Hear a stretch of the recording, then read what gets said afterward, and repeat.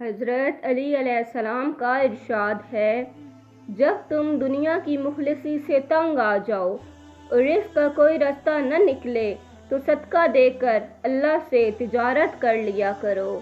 حضرت علی رضی اللہ تعالیٰ عنہ نے فرمایا، نادان لوگ دولت کے لیے دل کا سکون گنواتے ہیں اور دانشمند دل کے سکون کے لیے دولت لٹاتے ہیں۔ حضرت علی علیہ السلام کا ارشاد ہے، رزق کے پیچھے اپنا ایمان خراب نہ کرو۔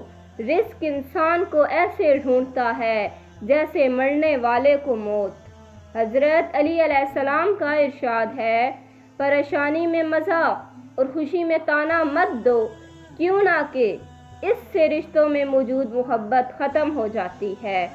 حضرت علی علیہ السلام کا ارشاد ہے، جو ذرا سی بات پر دوست نہ رہے وہ دوست تھا ہی نہیں۔